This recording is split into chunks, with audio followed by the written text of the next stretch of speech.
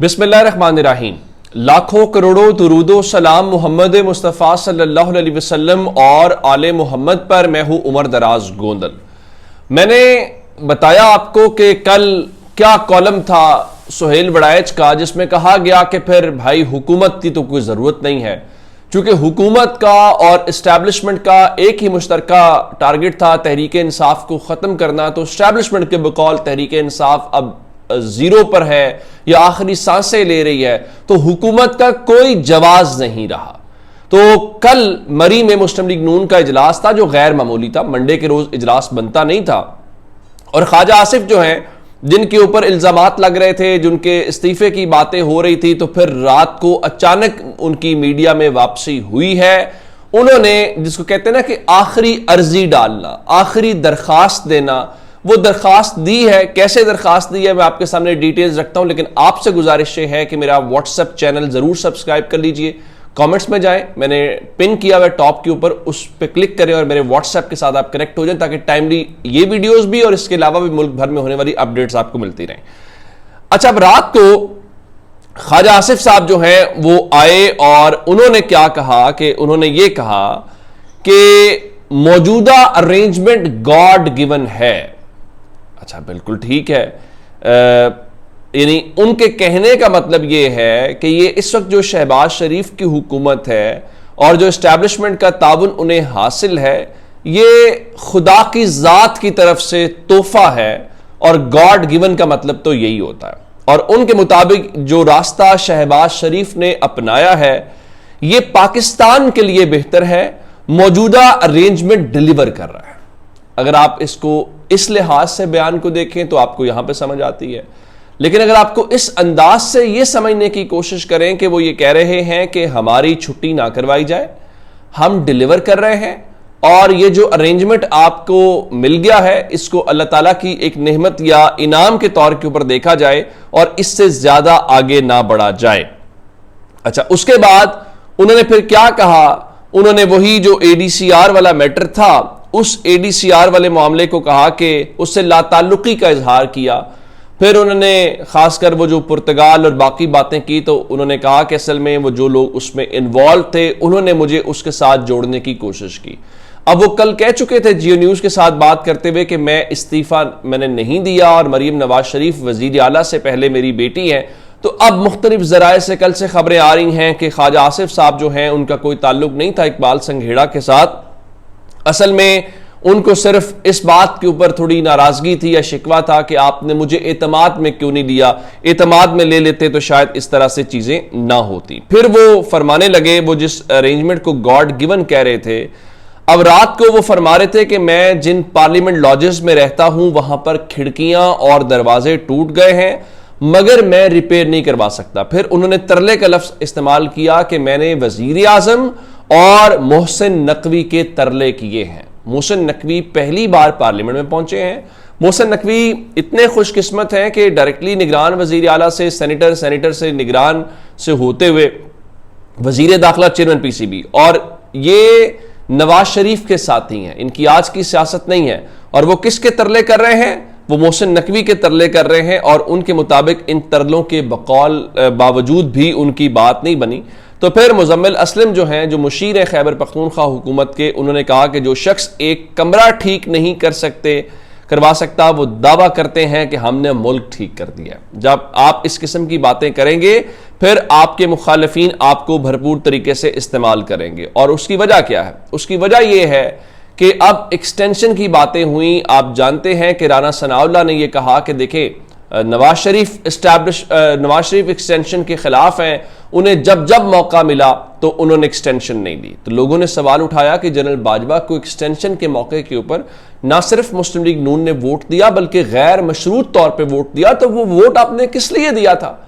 रात को इनके सेनेटर हैं ताहिर खलील संधू साहब, वो फरमा रहे थे कि नवाज शरीफ तोसी के खिलाफ है, लेकिन जनरल बाजवा की तोसी नवाज शरीफ की मंजूरी से हुई थी। अब या तो मेरी अकल में ही बात नहीं पड़ रही, मुझे समझ नहीं आ रही, अगर आपको आ रही है तो मेरी रहनुमाई जरूर कर दें, जिसमें यह कहा जा रहा है कि नवाज शरीफ साहब एक्सटेंशन को पसंद नहीं करते या नवाज शरीफ साहब एक्सटेंशन के हक में नहीं है। लेकिन जनरल बाजवा की एक्सटेंशन नवाज शरीफ की मंजूरी से हुई थी। भाई अगर वो पसंद नहीं करते, अगर वो तोसी और एक्सटेंशन के खिलाफ हैं, तो जनरल बाजवा वाली एक्सटेंशन उनकी मर्जी से कैसे हो गई?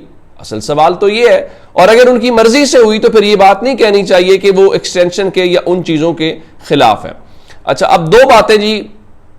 पैनिक इस्लामाबाद में रात भर क्यों रहा? एक तो कहते हैं ना, कभी कभी कुछ आपके ऐसे दोस्त होते हैं कि उनके होते हुए आपको किसी दुश्मन की कभी कमी महसूस नहीं होती।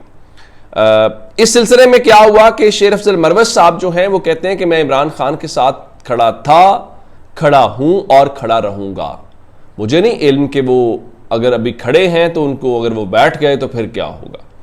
वो रात को फरमा रहे थे, मुझे तहरीके इंसाफ का इख्तियार दिया जाता तो माजी की तमाम गलतियों की माफी मांगता।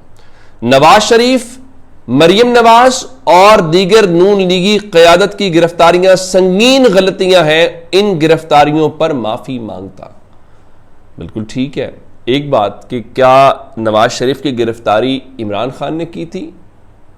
एक सवाल। क्या मरियम नवाज की गिरफ्तारी इमरान खान ने की थी? एक सवाल।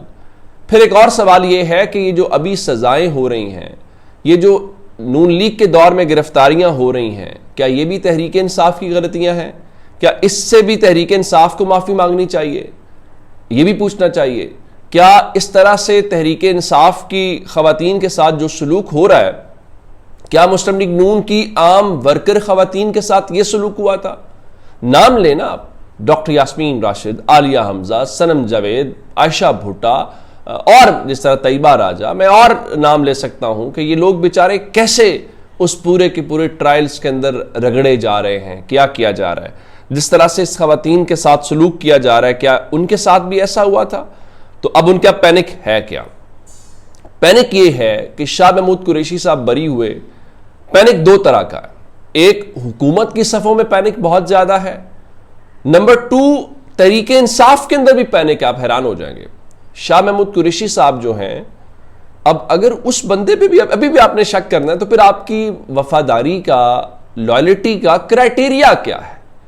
कि वो बंदा पिछले 2 साल से बेगुनाह, जिसका कोई लेना देना नहीं है, वो सजा काट रहा है और वो डट के उसका खानदान खड़ा है, उसके मुखालफीन उसके ऊपर रश कर रहे हैं और आप उसको भी कह रहे हैं जिसकी बर्रियत क्यों हो गई है।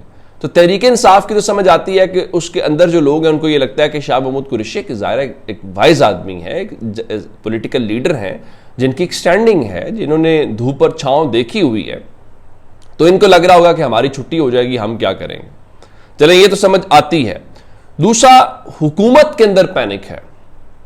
हुकूमत ऑलरेडी इतनी परेशानी के अंदर है, जब उनसे मतलब ये चीजें आ रही हो, आपकी छुट्टी हो रही है, तो अब उनको लगता है कि शाह महमूद कुरैशी की जो बर्रियत हो रही है कि ये कोई अंडरस्टैंडिंग तो नहीं है, ये किसी और तरफ चीजें तो नहीं जा रही। वो इतने खौफ का शिकार है। क्यों शिकार है? इसलिए कि उनको पता है कि पब्लिक उनके साथ नहीं है। आ जाके उन्हें इस्टेब्लिशमेंट की सपोर्ट हासिल है, और अगर इस्टेब्लिशमेंट की सपोर्ट भी उन्हें हासिल ना रही तो फिर जनाब आली क्या करेंगे। सो इस बात को लेकर पूरी ये जो सारी कोशिशें हो रही हैं कि ये गॉड गिवन है, ये डिलीवर कर रहा है, ये सारी उसकी वजाहतें हैं। ये केस है, ये साहब की टेबल के ऊपर पहुंचाया जा रहा है कि मेहरबानी करें हमें जाने ना दें, लेकिन टूट गई तड़क करके, ये वो वाली बात है। अच्छा, आज इंपॉर्टेंट एक और भी मैटर है, और वो इमरान खान के जो 9 मई के केसेस हैं उनमें दरखास्तों पर जो होना है। और सलमान सफदर साहब यही कह रहे थे कि हम सुप्रीम कोर्ट से कभी मायूस नहीं हुए और हमें इंसाफ मिला है, और उनका अब इमरान खान के इन केसेस में आखिरी गिरफ्तारी है, तो उम्मीद है आगे बढ़ेंगे। देखें, इंसाफ मिले ना मिले, उम्मीद आपको हो या ना हो, असल बात यह है कि आपने जो ड्यू प्रोसेस है उसको फॉलो करना है। यानी जिस तरह से मैं कह रहा था कि ज़िमनी इलेक्शन में आपको आना है, बावजूद इसके कि आपको यह पता हो आप ज़िमनी इलेक्शन में आपको हरा दिया जाएगा या अवामी वोट के ऊपर फैसला नहीं करवाया जाएगा, लेकिन उसके बावजूद आपको इलेक्शन के अंदर इसलिए जाना है कि आप लोगों को तो ये बता सकें कि देखें क्या हकीकत क्या है, आपने वोट किसको दिया और एट द एंड फॉर्म 47 किसके हक में दिया गया। तो ये अब तक की अपडेट्स हैं। अपना बहुत सारा ख्याल रखिएगा। खुदा हाफिज।